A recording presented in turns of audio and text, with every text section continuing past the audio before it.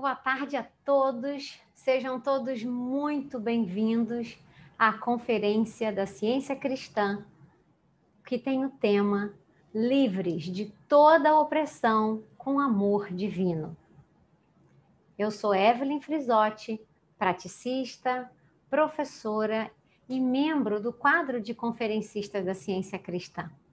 Eu fui convidada pela Igreja da Ciência Cristã de Lisboa, Portugal, para dar essa palestra. Sou muito grata pelo convite, mas a minha gratidão realmente se prende ao fato da oportunidade que nós teremos nesta tarde de abordar ideias tão importantes para o mundo. Ideias que inspiram, ideias que sanam, ideias que fazem a diferença, porque reconheceremos que somos livres de toda a opressão com amor divino. Então, todos bem-vindos, vamos iniciar a nossa conferência de hoje.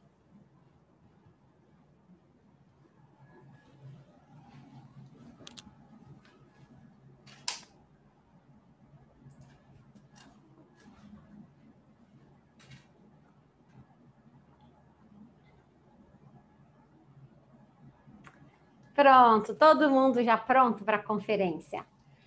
Eu queria iniciar essa conferência agradecendo a presença de vocês estarem aqui hoje para ouvir essa palestra. Não importa onde você esteja, a mensagem alcança você. A mensagem inspira você e a mensagem cura. Então, onde quer que vocês estejam, vocês são bem-vindos e vocês são muito importantes para que essa mensagem continue reverberando para toda a humanidade.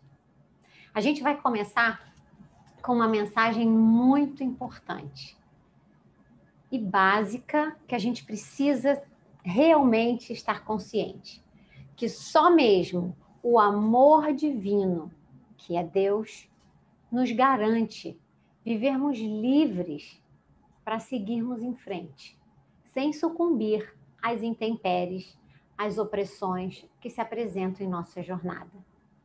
Isso não é uma promessa, isso é um facto comprovável, demonstrável, porque o amor divino é supremo, é absoluto, onipotente, tem todo o poder, é o único poder. O amor onipresente é toda a presença, é tudo em tudo. É a única realidade. O amor é onisciente, sabe tudo e vê tudo.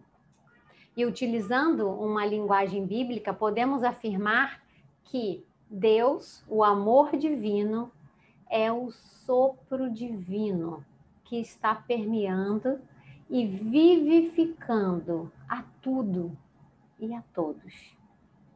Exatamente agora. Todos estão usufruindo desse ar celestial que jamais falta. Dessa presença divina, consciente, que o amor divino nos revela agora e para sempre. Nos revela o facto de que somos livres da opressão, de sermos sufocados, afogados pelas intempéries de condições limitantes, porque somos exatamente agora livres de toda a opressão. As intempéries são conceitos, é importante a gente pensar nisso. As intempéries são conceitos opressores, em suas diversas formas, como medo, a insegurança, problemas nos relacionamentos, casamento, filhos, questões sociais, econômicas, políticas. E hoje em dia, de uma forma tão agressiva, questões quanto à saúde e a ameaça à vida. Esse conceito de opressão, às vezes, pode representar uma angústia profunda, sentir-se incapaz, sem força para se livrar de determinadas circunstâncias ou para mudar algo. E aí, a gente acaba passando e aceitando que estamos sem saída. A gente se desanima, a gente se conforma com o que é injusto, aceitando até mesmo uma condição totalmente errônea, que coisas ruins podem se impor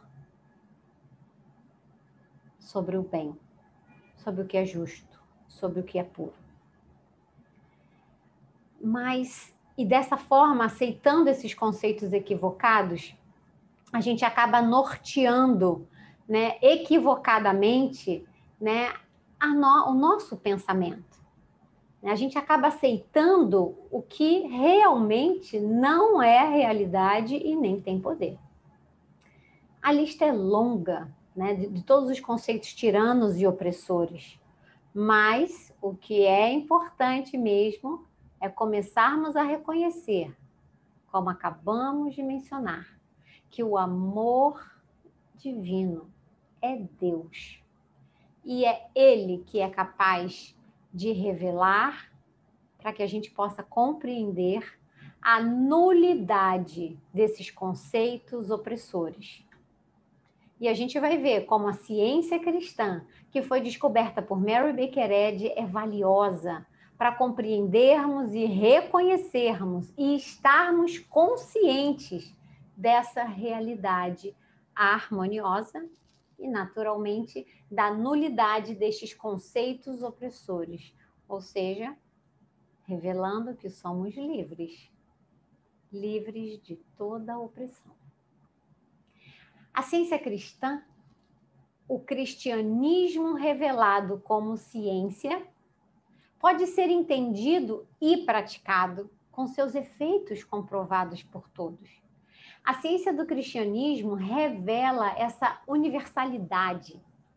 Não segmenta, não separa, mas traz o senso mais fraterno, o senso de unidade e harmonia da criação. A alma e o coração da ciência cristã é o amor, escreve Mary Baker Eddy em sua principal obra, e a gente vai falar dele, é o Ciência e Saúde com a Chave das Escrituras. Não é mistério, é ciência, é demonstrável e é para todos. Para aqueles que estão ouvindo pela primeira vez sobre a ciência cristã, é importante dizer que a ciência cristã é baseada na Bíblia, principalmente nas obras de Jesus, das quais Mary Baker Eddy entendeu e provou que havia uma ciência nas obras que ele realizava. E através de conclusões absolutas, graças à revelação divina e ao raciocínio e à demonstração. Ela compreendeu e pôde nos entregar essa maneira de curar, como era efetuada nos primeiros tempos do cristianismo. A cura, ela não está perdida, ela emergiu e se consolidou como ciência, como um sistema definido, preciso e comprovado. Mas o que podemos saber agora sobre esses ensinamentos que nos ajudam a entender e desfrutar dessa realidade do tema de nossa palestra? Os ensinamentos da ciência cristã trazem a razão humana à realidade que é espiritual, estabelecendo assim o raciocínio a partir de uma base espiritual. Assim, a razão é bem direcionada e compreendida. E compreende, e ela compreende a Deus. Essa razão bem direcionada nos permite compreender a Deus. E, naturalmente, também nos permite compreender sobre a sua criação. O universo, que inclui o homem, cada um de nós. Tudo acontece na consciência. É mental. E é traduzida de forma que nós possamos entender, que nós possamos compreender. Ou seja, essa tradução de toda essa consciência espiritual, ela tem uma tradução na experiência humana. Isso é importante. Porque na ciência cristã a gente aprende que a nossa experiência humana é a tradução desse estado mental. Seja ele clarificado da realidade espiritual ou seja obscurecido pelos conceitos opressores. Isso é importante ressaltar. E pode não ser a ideia mais cômoda, a forma mais cômoda, pois a nossa experiência não depende do outro ou dos outros, mas do que estamos compreendendo da realidade espiritual, Deus e sua obra. Por isso é essencial sabermos sobre Deus. Encontramos no livro Ciência e Saúde, que traz todo o sistema do cristianismo, na página 465, que é do capítulo Recapitulação, a pergunta: o que é Deus? Deus é a mente, o espírito, a alma, o princípio, a vida, o amor. É incorpóreo, divino, supremo, infinito. São sinônimos esses termos? Continua a próxima pergunta.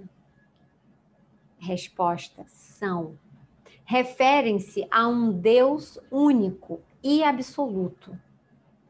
Eles têm também o objetivo de expressar a natureza e essência, a plenitude e a perfeição indivisível da deidade. Os atributos de Deus são a justiça, a misericórdia, a sabedoria, o bem e assim por diante. Então, com essa definição, durante todo o livro a gente vai perceber e expandir, mas essa definição, essa recapitulação que está no capítulo recapitulação, essa ideia sintetizada pode nos dar uma base que nós realmente precisamos para pensar correto e para manter uma atmosfera mental sanadora. A gente também raciocina com esse conceito de Deus, com algumas ideias como são apresentadas na Bíblia, como onipresente, como Deus onipotente e Deus onisciente. Então, a gente pode expandir, né, com os sinônimos. A mente divina, ela é onipresente, onipotente e onisciente. A vida é onipresente, onipotente e onisciente. E a gente pode raciocinar também, que vai ser o nosso, especificamente que nós vamos trabalhar hoje na conferência, com um sinônimo, o amor. O amor divino onipresente, que tem toda a presença, que constitui tudo, e tudo é constituído dessa presença. É tudo em tudo. É a totalidade de Deus, o bem. Nessa presença do amor divino, não há elementos que sejam destrutivos, elementos de ódio, de medo. Por isso podemos reconhecer que a nossa identidade, o nosso existir, não está em perigo. Estamos preservados agora nessa consciência do amor, nesta presença do amor. O medo não impera, o medo não opera. Isso é muito poderoso. O medo não impera nessa consciência da presença do amor e nem opera. Então, é importante porque a gente lê na Bíblia, no livro de Atos, Atos dos Apóstolos, a seguinte mensagem: pois nele nós vivemos, nos movemos e existimos. É nessa presença que vivemos, é nessa presença que nos movemos e existimos. E nessa presença, o mal, o medo não impera e nem opera. É muito importante a gente fundamentar o raciocínio na base do que Deus é. E continuando, a gente pode também pensar na ideia de Deus como a vida, então a vida onipotente, a vida que tem todo o poder, né? Então, sendo assim, nada mais que a vida suprema e infinita tem poder. Estamos somente sujeitos a esse poder da vida. É o único poder que incide em nós. Então, não há poder para deturpar ou prejudicar a vida. Não há poder para destruir a vida ou as suas manifestações infinitas. O universo, que inclui cada um de nós. Não importa onde fisicamente pareçamos estar, aí mesmo a vida está. Não há elementos que possam oprimir as maravilhas que são as ideias de Deus. Não há nenhum erro ou imperfeição na vida.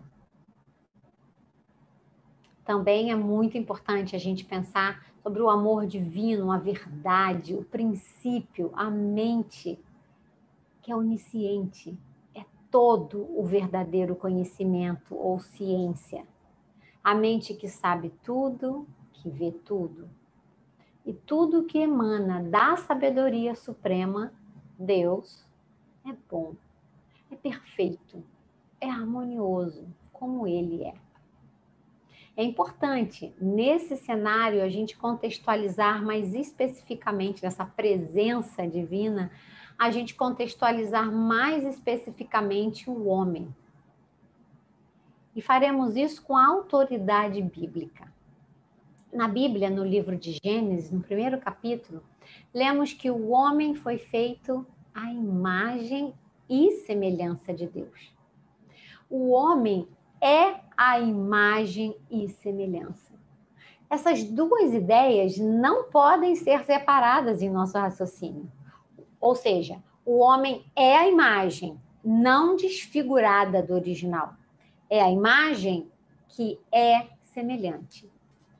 Interessante que o significado no dicionário de semelhança é o que está em conformidade com a sua origem. Então, podemos reconhecer que somos a imagem que está em conformidade com a nossa origem. Deus, a mente, a alma, o espírito, o amor. Não segundo essa imagem e semelhança, não é segundo uma forma física, mas em qualidade, em essência, em natureza. Essa relação entre Deus e o homem, como a sua imagem e semelhança, é imutável, é indestrutível, portanto, inável. Deus não é, eu não posso ser, não me constitui. Deus não criou, eu não posso contemplar, incluir ou viver. Essa é uma premissa importante, simples, mas que a gente pode utilizar, né, que a gente pode utilizar no nosso dia a dia, né, com o nosso raciocínio, em todas as circunstâncias. Né? Deus não é, eu não posso ser, não me constitui. Deus não criou, eu não posso contemplar, não incluo no meu existir, não está incluído no meu existir, no meu viver. Né? Então, isso vai direcionar bem a razão, purifica o pensar, né, e nos permite mentalmente a nos defender dessas percepções e conceitos distorcidos da realidade. Conceitos equivocados que parecem nos oprimir pelo medo e pela ameaça. Somos livres pela própria arquitetura divina do existir. Somos a imagem e semelhança. Não só somos livres da opressão dos conceitos tirânicos que parecem nos aprisionar, ameaçar, danificar ou destruir, porque Deus não criou. E se Ele não criou, eu sou livre, porque não existe. Eu sou livre nessa concepção divina. Eu sou livre. Ele não criou, não existe. logo não tem poder, logo não tem presença real em nós. Mas também é muito importante a gente reconhecer que somos livres para usufruir do bem. E um bem que é supremo. Para usufruirmos do que é bom, do que é belo, do que é justo, do que é puro, do que é harmonioso.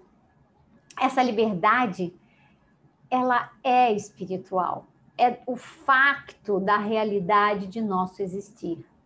E não pode ser condicionada por parâmetros humanos. A liberdade não é um lugar geográfico, mas é um estado de compreensão, de consciência da realidade que é espiritual, perene, imutável.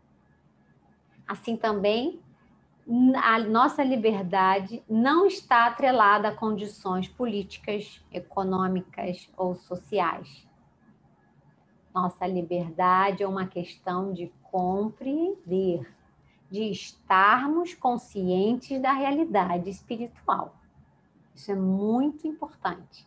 A gente poder reconhecer, de compreender o nosso direito divino ao bem supremo, à saúde, à segurança, à vida, na sua plenitude, com equilíbrio, com domínio, com mansidão, com temperança, com paciência, com alegria. Tais coisas são inerentes à vida, a cada um de nós. E não há poder, não há lei contra tais coisas.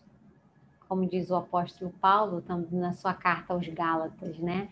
Referindo-se à lei divina, que está sempre em ação, exatamente aqui e agora. Só existe lei que promove. Só existe lei que garante tais coisas. Equilíbrio, domínio, plenitude, mansidão, temperança, paciência. Só existe lei que nos garante esse facto. Estamos assegurados pela lei divina que manifestamos todo o bem, que podemos viver o bem supremo.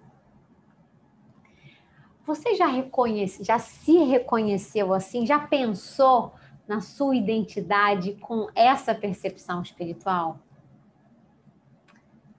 O que acontece é que aceitamos tantas coisas, né? Tantas coisas errôneas sobre nós e sobre os outros, tantas etiquetas sobre nós, né? Que somos imperfeitos, que somos incapazes, desastrados, que a gente tem que aceitar a escassez, que a gente, né, tem que ser triste, tem que ver a injustiça, a maldade, né? E a gente aceita até a culpa, né? A culpa é do outro, a culpa é do país, a culpa é do marido, do filho, da educação, enfim. A gente aceita tanto conceito errado, mas está na hora da gente parar e reconhecer a nossa identidade como a imagem e semelhança de um amor, de um princípio perfeito, sabe? De uma vida suprema, da vida suprema, do espírito, da alma. Somos essas maravilhas de Deus, sabe? Uma maravilha que inclui abundância, uma maravilha que inclui capacidade, inteligência, saúde, estabilidade, sabe? Essa é a nossa verdadeira identidade, essa é a nossa verdadeira imagem. Não aceite as inversões e as distorções. No livro Ciência e Saúde também, Mary Baker Eddy, ela escreve um trecho que realmente me faz pensar que a necessidade de eu vigiar, né, as aceitações que eu tenho acatado no meu pensamento. E diz o seguinte: a verdade não deveria parecer tão surpreendente e desnatural quanto o erro. Não deveria parecer. Você fala, eu sou perfeita, harmoniosa, completa. O quê? Você está em que planeta? O que você está falando, né? Não deveria parecer tão surpreendente, desnatural quanto o erro, quanto as visões equivocadas. E o erro não deveria parecer tão real quanto a verdade. Então, é uma inversão dos conceitos do pensamento. O natural é o belo, é o bom, é o puro, é o equilibrado. Esse é o natural da nossa identidade. Esse é o natural daquilo que nós podemos viver e que agora, não é depois, é que vamos viver agora. E com isso a gente passa a não aceitar mais as imagens equivocadas e distorcidas. As distorções a gente vê erroneamente, aceita erroneamente, mas essas distorções não mudam a imagem verdadeira e original, que está sempre intacta. Quando eu conheço a realidade, não fico confusa. Não aceito as distorções. Né? E ao trazer como um exemplo para a nossa experiência, a gente pode entender que as distorções são os conceitos errôneos limitados que os sentidos materiais, com as suas evidências, nos apresentam. Às vezes, gente, pode parecer surreal, né, estranho, né, absurdo, você negar, você rejeitar, você não consentir, né, nem acalentar as distorções dos sentidos materiais. Porque você está vendo. E você negar, você reconhecer a irrealidade pode parecer realmente surreal. Mas temos a autoridade da verdade espiritual para fazer isso.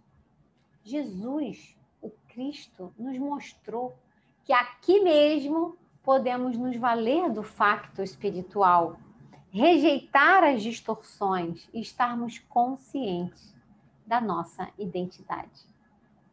Agora, o que são esses conceitos distorcidos que eu tenho falado para vocês, apresentado para vocês agora? São representações de parâmetros mentais assumidos. São imagens mentais, são ideias, concepções. E aqui é bom esclarecer que eu me refiro a imagens mentais não como uma forma física, de algo geometricamente definido, como uma casa, um carro, um lugar específico, mas como concepções e ideias. Bom, então com isso, se a gente já viu o que Deus é, como o homem, né, faz parte, como a imagem e semelhança dele, como a gente pode reconhecer, né, as distorções, porque tudo que não faz parte de Deus, tudo que não faz parte dessa harmonia, são distorções que enganam, mas que nós temos autoridade para negar. Então, agora, a gente pode pensar sobre o conceito de opressão, que não é uma definição que vocês têm que aceitar. Vocês precisam pensar. Porque agora fica claro para a gente que esse conceito de opressão seriam parâmetros mentais assumidos, distorcidos da realidade. Ou seja, não estão em conformidade com a origem, com Deus, com o que Ele é e com o que Ele criou. Portanto, não são a realidade, não tem o poder, não tem ação. Quando você está ciente da imagem original, conceito espiritual perfeito, as imagens distorcidas desaparecem. E o conceito perfeito original que estamos captando mentalmente se traduz em nossa experiência humana. Por isso que eu trago aqui o que Jesus nos falou: vigiai. Certifique-se de que você não está aceitando os equívocos que são geralmente aceitos sem ser questionados. Eu estou aceitando o que realmente eu tenho que lançar fora, que eu tenho que rejeitar. Lançar fora, a gente pode, de uma forma mais metafísica, entender que é reconhecer como nulo, sem efeito, sem ação, sem poder. Nós lemos na Bíblia, na primeira carta de João, o seguinte: no amor não existe medo. Antes, o perfeito amor lança fora o medo. Então, essa consciência do amor divino, supremo, infinito, que é onipresente, que é onipotente, que é onisciente, revela a nulidade dos conceitos opressores. E naturalmente e inevitavelmente revela que somos livres, que sempre fomos livres. Vivamos então sem medo. A ciência cristã, ela mostra e comprova na prática que o que essa consciência clarificada, né, pela verdade proporciona a gente. Por exemplo, nos dias de hoje, né, quando ouvimos falar da segunda onda do perigo, né, do contágio, a gente já pode se posicionar mentalmente, mesmo com essas ideias que abordamos agora, né, a partir dessa base espiritual. E definitivamente essa base é sanadora. Então a gente pode estar consciente, saber que o amor é onipresente. Tudo está nessa presença, e essa presença constitui tudo que existe. Aí eu vou perguntar para vocês: existe um mal ou ondas do mal na totalidade do bem? Não. Não existe. Deus não criou, não tem realidade, não tem substância, não tem poder, não incide em nós. Nosso Mestre Jesus, o Cristo, ele acalmou as ondas em diferentes situações. Mas ele acalmou. O que podemos pensar aqui nessa experiência humana, podemos calar, podemos dissipar essa ideia de uma onda que destrói a nossa vida. Ele estava sempre imperturbado pela essa pretensa ameaça das ondas. Ele não se rendia às evidências violentas dos sentidos mortais. E o poder de Deus era sempre reconhecido como supremo. O poder de Deus como soberano. E a consciência da unidade com o Pai. Então, logo, com essa base do pensamento, ele tinha clareza da irrealidade da ameaça. Pois não há ameaça na consciência suprema, no Pai. Então, era natural e possível, não era surreal, ele reconhecer de que não há elementos que assolem a criação de Deus. E aqueles que buscaram também compreender isso, quando eles tiveram medo, parecia, como foi com Pedro, parecia que ele estava submergindo, afundando, se afogando. Mas quando ele novamente se volta, salva-me, ele diz, né? Essa ideia espiritual que acolhe, que socorre a todos, né? Apoiou e ele pôde novamente se perceber salvo, né? Se perceber em segurança.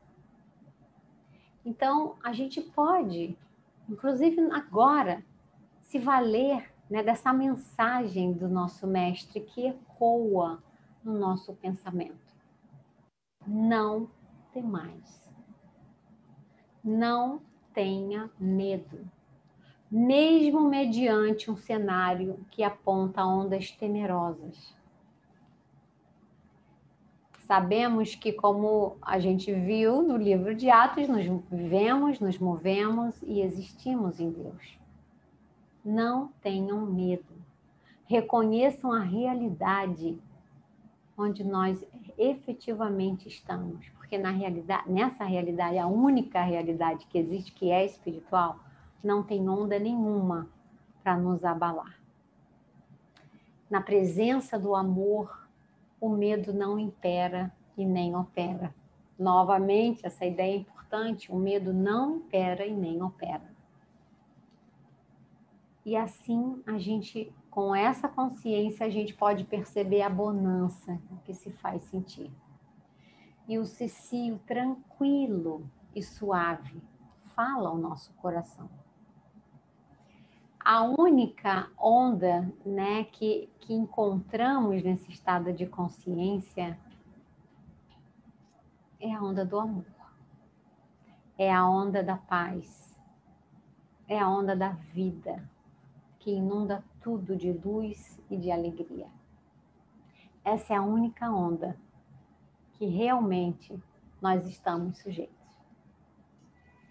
E eu vou contar para vocês uma experiência que eu tive justamente aplicando os ensinamentos da ciência cristã e comprovando, né, a eficiência, a eficácia, né, desse raciocínio espiritual, desse sistema científico do cristianismo.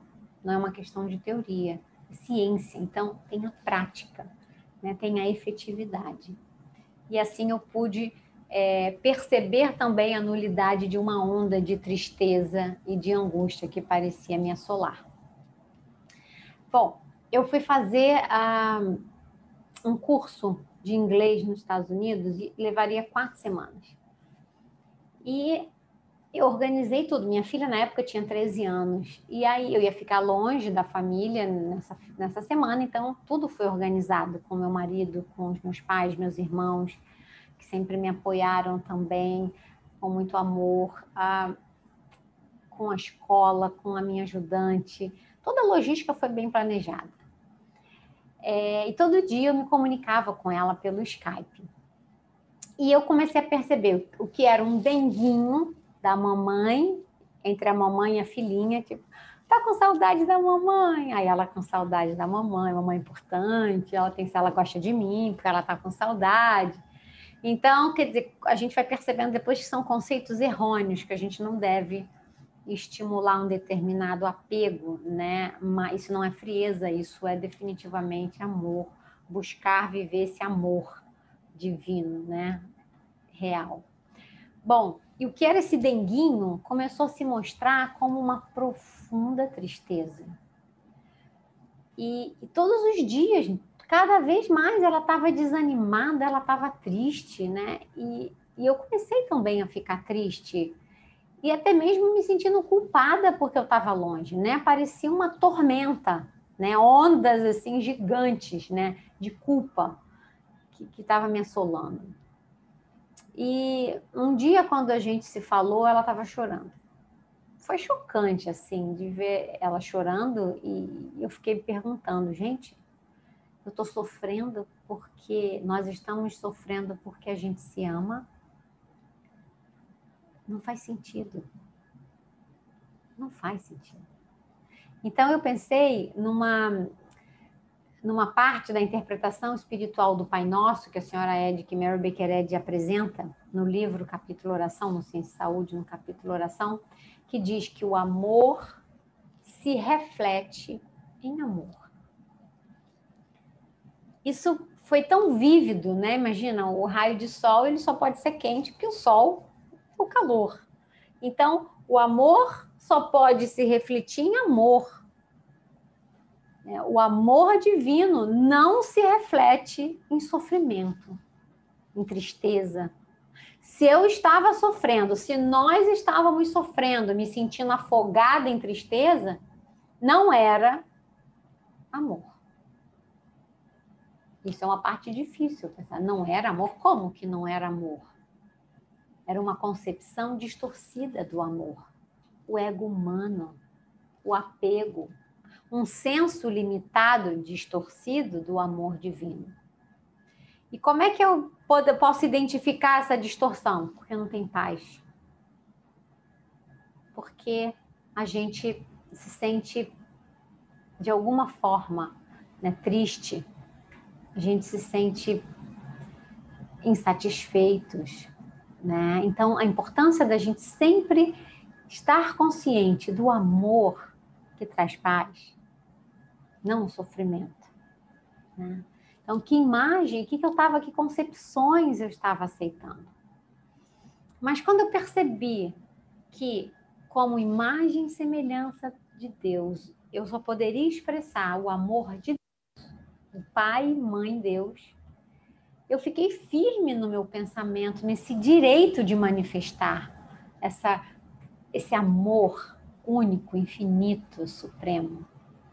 E foi realmente o meu pensamento, ele sentiu esse bálsamo, essa clareza, essa segurança, essa firmeza. E eu estava com essa consciência, isso é luz, né? E eu percebi que a gente começou a conversar, ela parou de chorar, e quando a gente desligou, ela já estava totalmente calma. Mas eu ainda sentia que havia uma necessidade dela despertar assim, completamente, né, desses conceitos limitantes sobre o amor. Tanto é que alguns dias depois meu marido me ligou, disse que ela não foi à escola porque estava com febre alta, dor de cabeça, mal-estar, e ela tinha perdido uma prova. E, portanto, ela deveria, né, apresentar um atestado médico para poder justificar sua ausência na prova. E aqui é importante a gente esclarecer: o cientista cristão respeita as leis e as determinações dos sistemas governamentais. Nesse caso, devido ao cumprimento das normas da escola, né, no colégio militar, na época, o meu marido a levou ao médico. E para cumprir, para obedecer. E só que no médico ele não recebeu só um atestado médico, mas ele recebeu também um diagnóstico de sinusite, que ela estava com sinusite e pneumonia. Como cientista cristão, sempre recorremos a Deus em oração científica, como a gente aprende na ciência cristã, né, para superar os desafios. Uma confiança inabalável. Uma confiança desse poder absoluto de Deus, como no primeiro tempo, né, nos primeiros tempos do cristianismo. E por isso não é necessário usar outro sistema, né? Nós não somos contra nada, mas decidimos confiar em Deus. Somos gratos por todos aqueles que se dedicam a ajudar aos outros, né? A gente respeita as decisões de cada um. E damos os passos que nós estamos preparados, com amor e com responsabilidade. Bom, quando eu soube da notícia, eu tive que fazer aquilo que realmente eu conheço em fazer, né, para a solução de todas as coisas, que é recorrer em oração ao nosso Pai e Mãe Deus, que é sempre reconhecer essa presença, né? Mesmo quando esses conceitos incorretos, né, e distorcidos pareciam me ofuscar, me sufocar, né, e me confundir, né, mostrando que eu estava em tribulações, que nós estávamos em tribulações. Mas a onipotência, a onipresença de Deus me socorria naquele momento e socorre a todos nós. Em qualquer circunstância que nós estejamos, o amor nos socorre, ou seja, nos desperta, né, para a realidade espiritual que é harmoniosa, do homem como a imagem e semelhança de Deus. A oração, ela alinharia a minha percepção como essa imagem verdadeira, né, que está sempre presente. E essas distorções, elas não mais me assustariam, porque elas iam ser reconhecidas como nulas, né? Isso é muito importante, porque a oração, ela é essa luz no pensamento. Orar é a luz ao pensar. Então, eu comecei a realmente a consolidar essa visão sobre a identidade da minha filha e rejeitar tudo aquilo que parecia, mesmo diante daquelas evidências, que parecia como doente, como inflamação, como toda aquela problemática. Isso foi trazendo uma paz, ao ponto até de eu conseguir pensar: a Emily, ela não pode, a minha filha, ela não pode sentir falta do que ela nunca deixou de ter.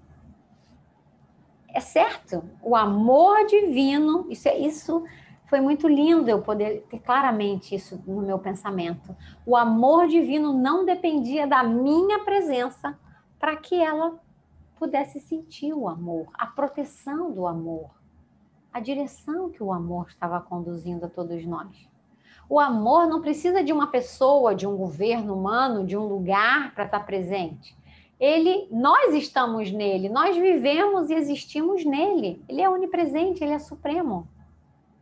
E a partir dessa base de pensamento, as ideias foram surgindo claramente. Claramente. E a harmonia, né? E reconhecer que a identidade da Emily era harmoniosa, completa, equilibrada, feliz, foi trazendo para mim um senso de liberdade desses conceitos errôneos e liberdade para sentir esse amor presente, esse amor em ação. Em mim, na Emily e em todos. E eu também me senti muito firme, né, para negar, para rejeitar a ideia de que ela era uma vítima e de que eu era culpada, né, e ter que aceitar sofrer por isso, ficar angustiada. Mas o meu coração foi se acalmando com a realidade espiritual. Tem coisas que a gente não consegue descrever, simplesmente você sente essa paz. Houve uma mudança no pensamento, é o efeito da oração. E o vislumbre da realidade, né, se faz sentir. E a certeza do bem que impera e opera constantemente em nós foi reconhecida. Então, com essa consciência clarificada, naturalmente, eu não poderia ver de nenhuma outra forma a saúde. Não poderia ter outra solução, não poderia ter outro facto percebido, a não ser a saúde.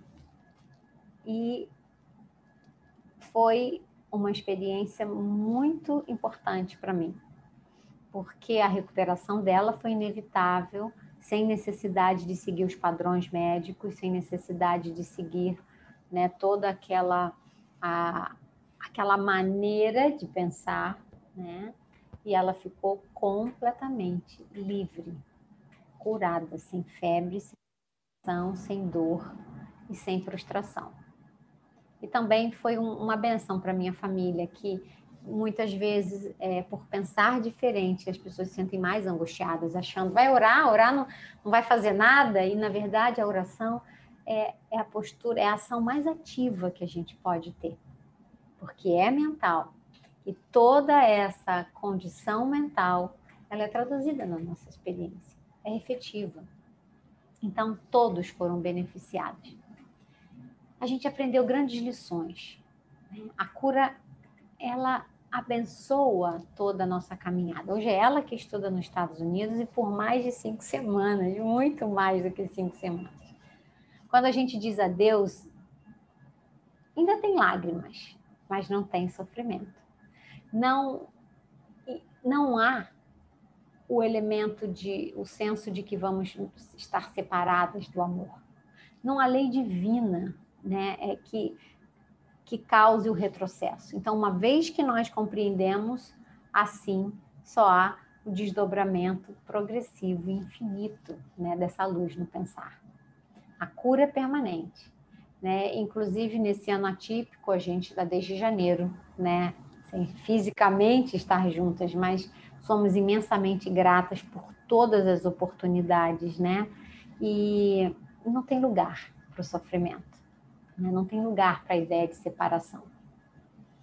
Estamos livres da tirania de uma ideia de separação do amor divino e livres para sentir o amor divino.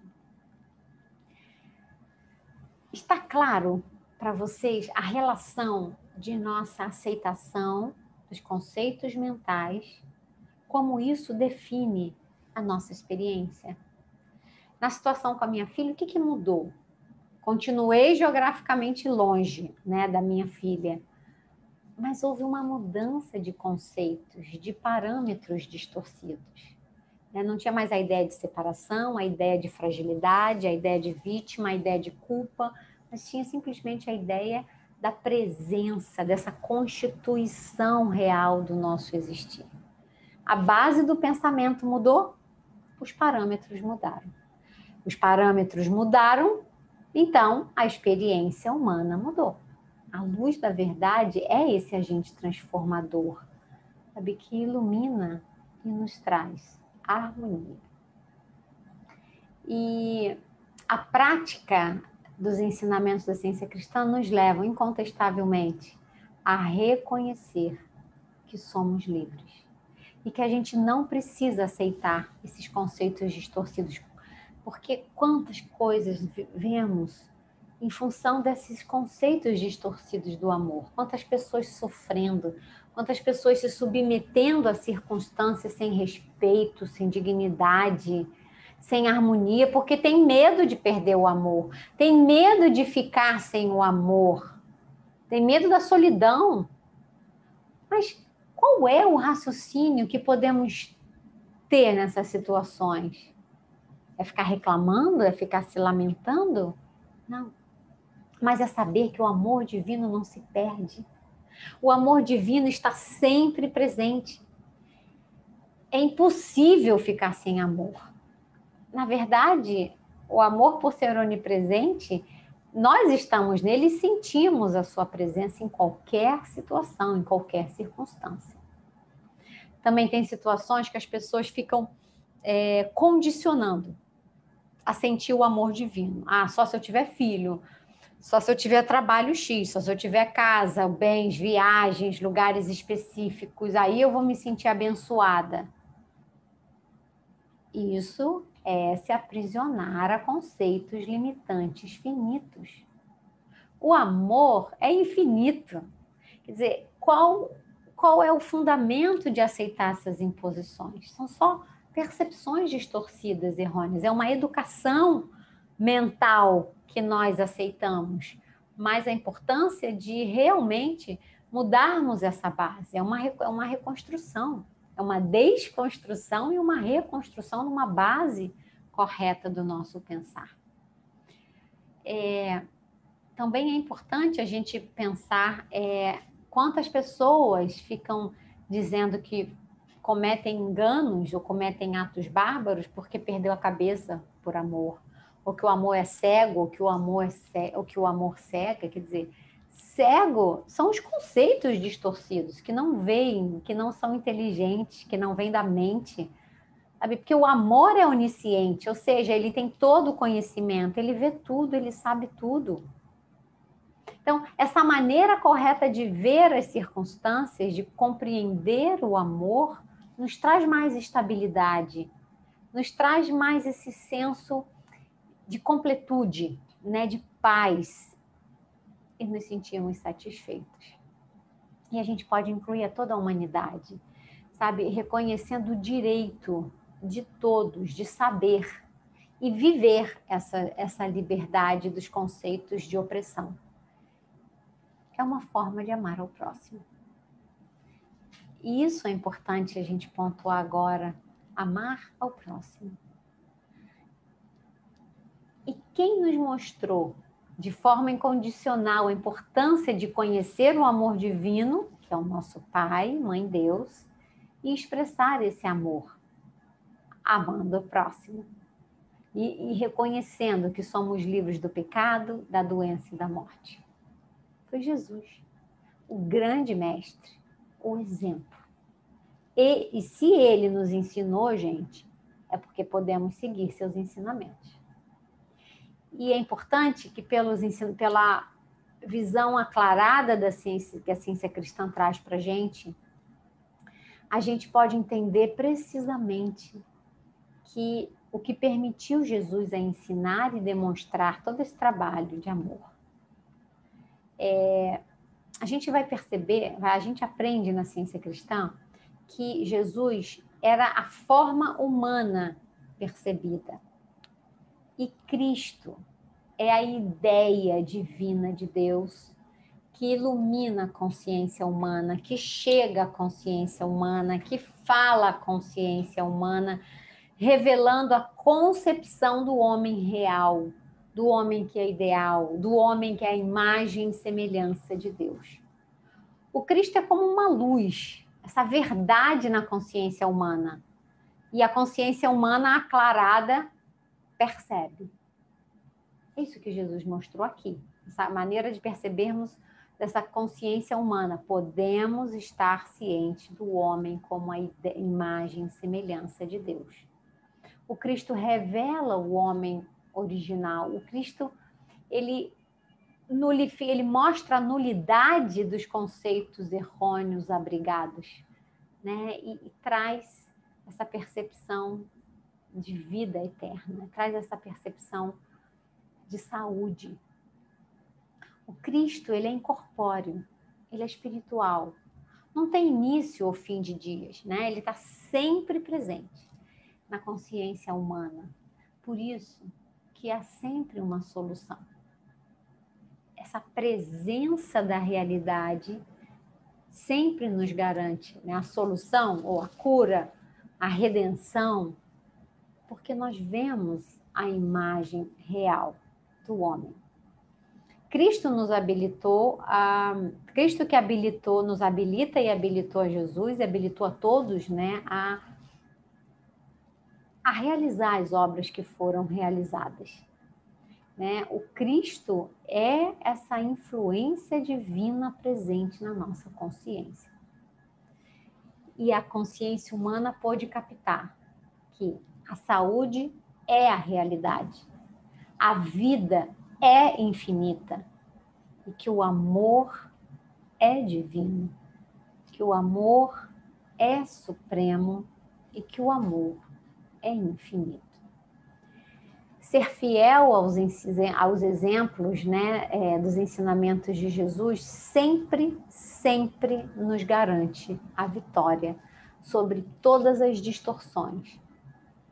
E, na verdade, é a única maneira de sermos gratos, né, pela sua obra, é seguindo os seus ensinamentos, é seguindo tudo aquilo que ele nos mostrou e que poderíamos fazer e que podemos fazer, né? Podemos falar, por exemplo, de quando a gente segue, a gente vence, do exemplo de Mary Baker Eddy. É justo fazer essa menção.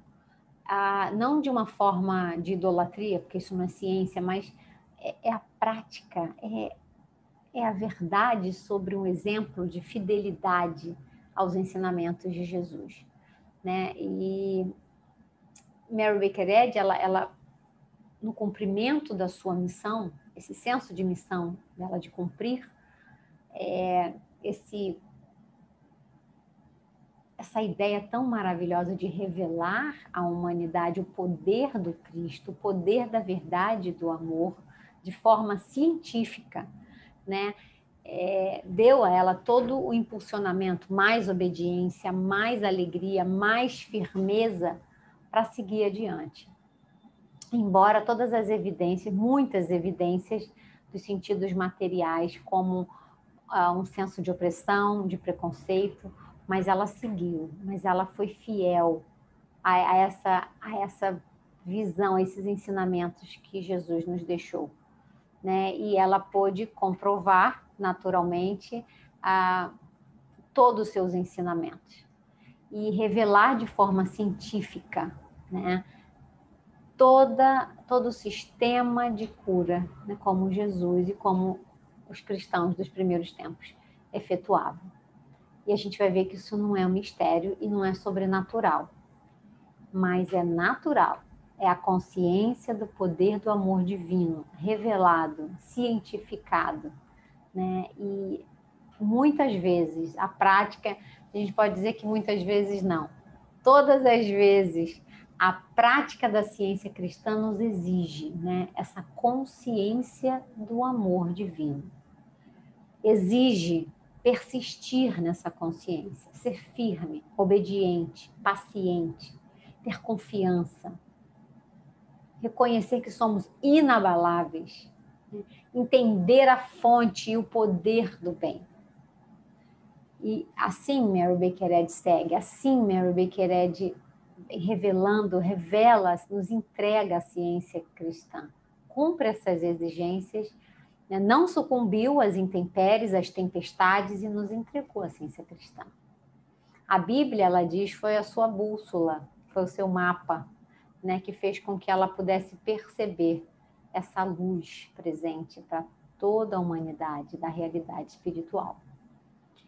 Ela revolucionou o sistema de pensamento em geral, Ela revolucionou o sistema de pensamento da religião, da medicina, né, restaurando a cura cristã em nosso tempo. E nada pôde impedir, né, que a ciência do cristianismo fosse trazida à luz. Já está tudo revelado. Só basta a gente praticar, né? E isso rendeu a ela difamação por diversos segmentos da sociedade, com processos, né, sem mencionar um preconceito que ela sofreu porque era uma mulher, né? Mas ela não sucumbiu, porque com amor divino a gente não sucumbe, mas a gente segue, a gente vence, né? Isso é muito importante a gente saber. A gente sempre vence. E ela pôde cumprir o propósito divino para a humanidade de entregar a ciência cristã. É uma história linda, é uma história que inspira. A gente tem uma biografia linda em português. Conta essa história extraordinária, né, de Mary Baker Eddy no cumprimento da sua missão. É importante a gente ver que todo esse sistema de cura, todo esse sistema do cristianismo, ele foi descrito no Ciência e Saúde com a chave das Escrituras e tem, naturalmente, como é ciência, tem sua aplicação. Então, a gente tem um capítulo de frutos. É muito importante a gente ver a prática disso. Então, são relatos devidamente comprovados sobre a cura, sobre como as pessoas, ao ler o livro, que não é só uma questão da leitura, mas são as atividades mentais, né?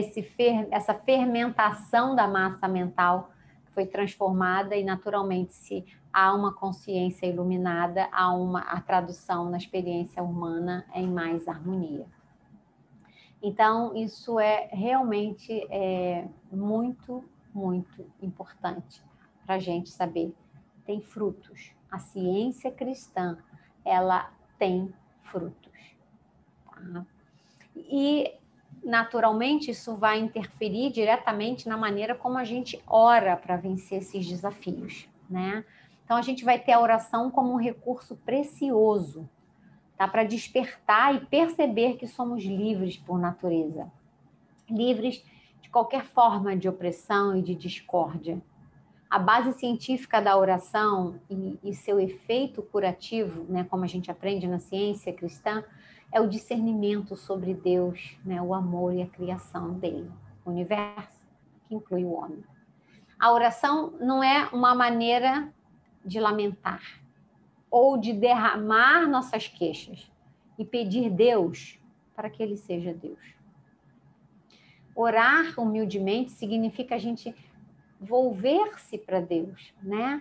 Em reconhecimento consciente da harmonia, do que já é, da obra perfeita que ele criou, dessa harmonia suprema e sempre presente.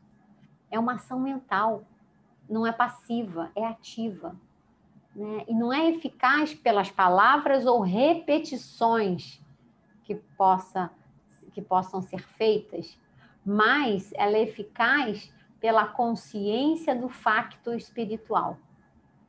É pela compreensão. A oração é eficiente, sim. É ativa, sim, para todas as circunstâncias.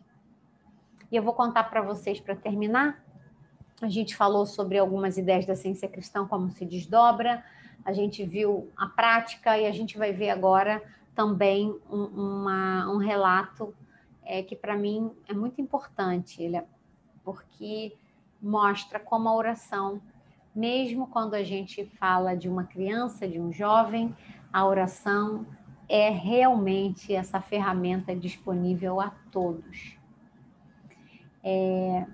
E traz redenção, salvação e essa ideia de que somos livres.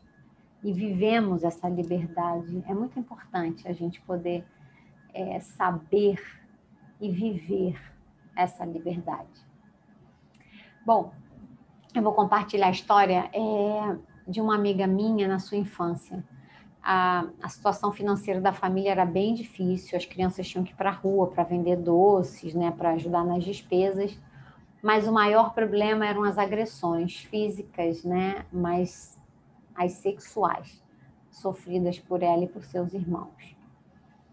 Embora tenha sido uma experiência dolorosa, ela pensava que era assim, né? Que acontecia com todos, né? Não se tinha as informações que hoje nós temos, né? Então, a gente já pode também notar um certo progresso da sociedade com seus mecanismos, né? Para apoiar tais circunstâncias. Pelo menos é o que a gente percebe aqui no Brasil, né? Há um movimento nesse sentido. Temos uma jornada a percorrer, claro, mas já somos gratos pelos passos tomados, né? E também reconhecemos que em todo mundo, em todo lugar, todos têm o direito a esse progresso. Bem, a família enfrentava a indignação, a inconformidade do pai por causa de questões políticas, esse amargor, né, esse senso de ódio, né, de revolta, né, e vinha também inconformidade financeira, social, né, violência, realmente era o cenário que ela convivia. Isso continuou até um dia que ele passou em frente a uma sala de leitura, que é um lugar onde todos podem estudar, ler as literaturas da ciência cristã. Hoje em dia, com algumas igrejas, mediante essa circunstância, nós temos a sala de leitura online, temos o Clube da Leitura das revistas da ciência cristã, como o Arauto da Ciência Cristã, que é um periódico mensal que traz artigos e relatos de cura, né, da aplicação da ciência cristã. Então, hoje a gente tem as salas de leitura online. Mas, na época, ele passou, viu a vitrine da sala de leitura e isso mexeu com ele, né? E ele se sentiu impelido a entrar e conversou com a atendente da sala de leitura. E no domingo ele decidiu levar seus filhos à escola dominical da igreja e eles foram naturalmente recebidos com muito amor. Eu também sou muito grata, porque eu também fui a um vizinho, que hoje para mim é minha família também, é querido, a gente ama muito. Eles me convidaram para ir. E a escola dominical me ensinou muitas coisas. E quando eu precisei, aquelas ideias estavam ali bem à mão e eu pude me valer delas também. Bom, o seu pai não foi mais à igreja, mas ele permitiu que os membros da igreja continuassem a pegar as crianças e levar para a escola dominical. Ela ia aprendendo, ela me disse, Evelyn, eu ia aprendendo, né, sobre Deus, sobre o cuidado de Deus com seus filhos, né? Deus como amor, como pai e mãe de todos, né? E que era impossível estar separada dos cuidados de Deus. Ela também foi aprendendo e aplicando o valor prático, né, da Bíblia em sua vida, né? E teve curas, né? Em algumas situações ela foi curada por uma oração genuína e humilde, né, nesse reconhecimento da verdade. Então aqui eu abro um parênteses. A gente não pode pessoas por critérios humanos, por critério nenhum, mas dessa forma humana, de idade, de cultura, né? Ah, porque era uma criança, porque como é que ele vai querer olhar uma vitrine e pensar em algo espiritual, uma pessoa que faz essas coisas? Não façam esses critérios, não usem esses critérios. Porque um coração ávido pelo bem, honesto, um coração puro, sempre encontra a sua resposta. E o amor, ele não pode ser apagado ou esquecido, ele está sempre presente, de alguma forma, de alguma maneira. Todos nós vamos ter que reconhecer esse poder e essa presença. Os puros de coração veem a Deus. Então, ela, com tamanha pureza, com tamanha busca, ela podia ver e compreender, né, da maneira bem simples como ela podia fazer, mas ela via as coisas, ela via que funcionava. Isso fazia ela ficar cada vez mais, né, ativa nesse pensamento espiritual e perceber esse bem. Ela começou, inclusive, a ter boas expectativas sobre a vida. Isso é importante, ter expectativa do bem, né? E o ponto-chave que ela disse, que ela aprendeu na escola dominical, foi a certeza de que ela nunca seria afetada ou tocada pelo ódio humano, que não tem legitimidade na realidade do existir. E ela me falou, Evelyn, eu estava fortalecida, sabe, pela certeza de que o amor divino me garantia a condição para eu me sentir protegida e livre do pânico e livre do medo, né? perfeito amor lança fora o medo. E ela também entendeu essa autoridade do Cristo em nós, como lei, né, que nos permite rejeitar, expulsar, ou seja, reconhecer a nulidade da tirania do medo e não se submeter mais aos conceitos, né, que fizeram ela se sentir vitimizada, inferior, indefesa, né? E a cada dia ela começava a viver menos violência. Diferenças significativas em sua vida, né, foram acontecendo até o fim definitivo da violência. Ela também estava sendo guiada para entender sua identidade livre de rancor e de mácula, né? Porque além de se livrar de um problema, é muito mais do que isso. Essa consciência da verdade do amor trouxe os seus efeitos para todos os envolvidos nessa situação de alguma forma. Que abençoa um, abençoa todos. Então, o poder regenerador do amor e o arrependimento prático foram testemunhados.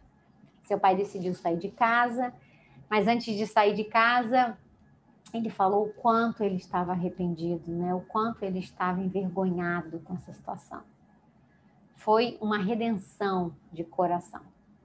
E, gente, um coração redimido é luz no mundo. Antes dele ir embora, ela entregou uma cópia do Ciência e Saúde com uma linda dedicatória. E ela disse, eu escrevi com todo o meu coração, Evelyn, sabendo que as ideias do Ciência e Saúde mudaram a minha vida e poderiam mudar muito mais a dele também. Mudou a minha também. E ele estudou o livro até sua morte, alguns anos depois.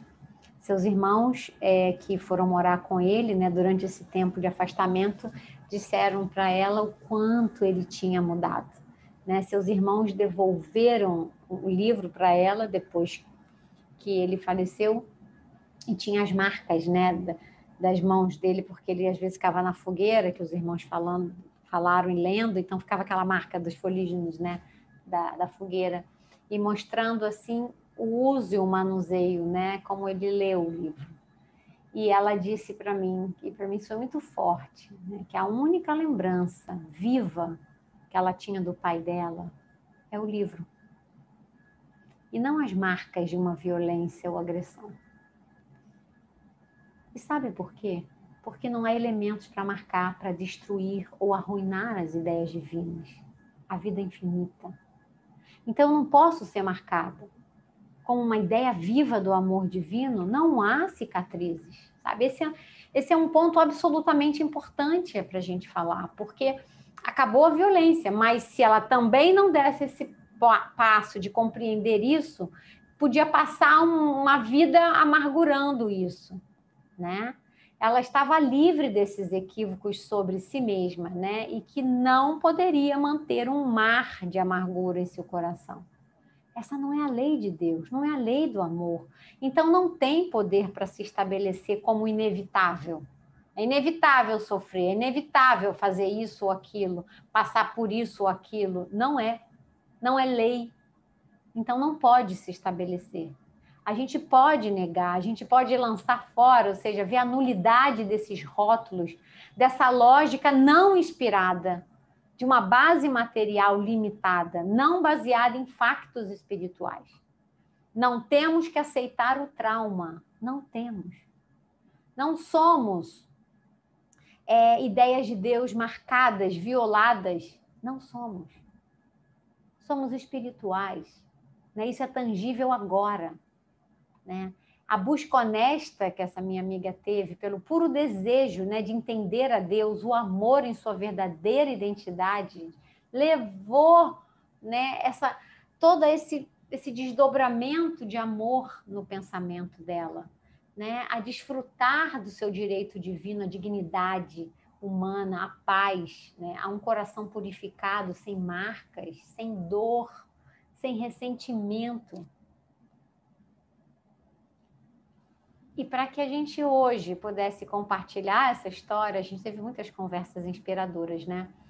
E ela me fez um pedido. Ela disse, olha, Evelyn, eu vou autorizar você a compartilhar essa história. Para que todos em todos os cantos do mundo, todos saibam que somos livres, que não temos que carregar pesos ou dores e que o amor nunca, nunca falha. O amor não falha para ninguém. Não falhou para ela, não falhou para mim, nas histórias nos fatos que hoje a gente pôde relatar, e não falha para ninguém. Só o que é divino faz parte da nossa história.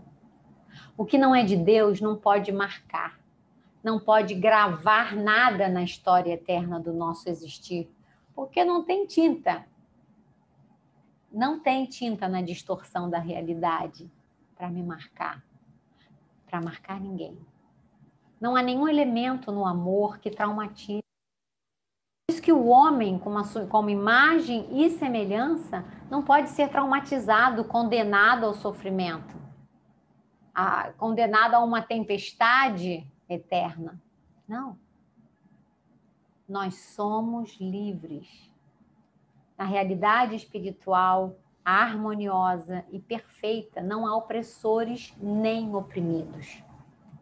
Nada resiste ao amor continuamente manifestado. Expressar o amor divino é viver a vida divina.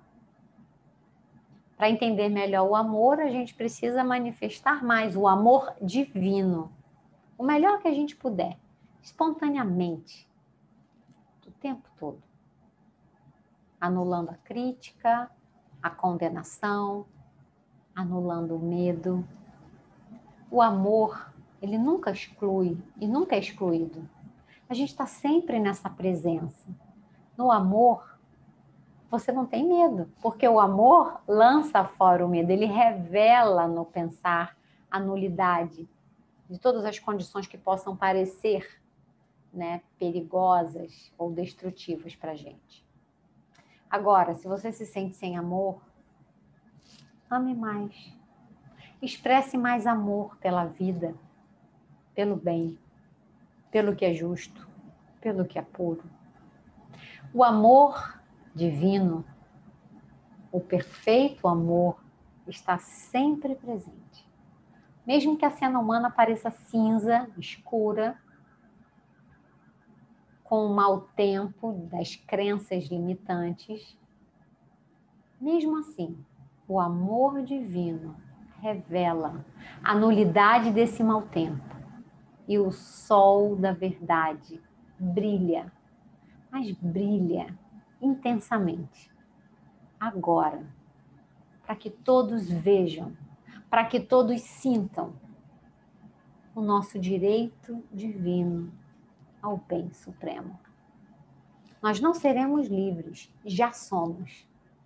Estar consciente desse facto espiritual é a cura, é segurança, é saúde, é equilíbrio, é paz, é vencer, é seguir em frente, é sentir esse ar celestial que nunca nos falta.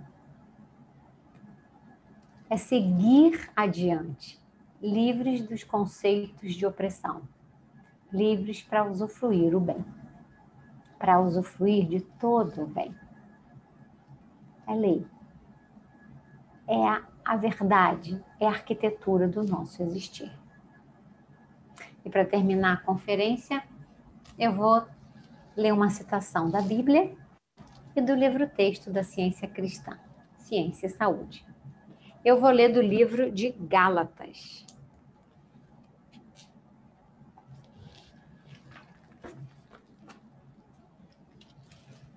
Para a liberdade foi que Cristo nos libertou. Permanecei, pois, firmes,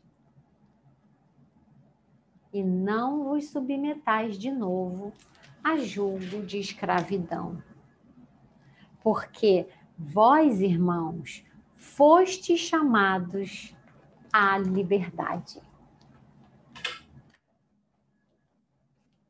E de Ciência e Saúde, do capítulo Os Passos da Verdade.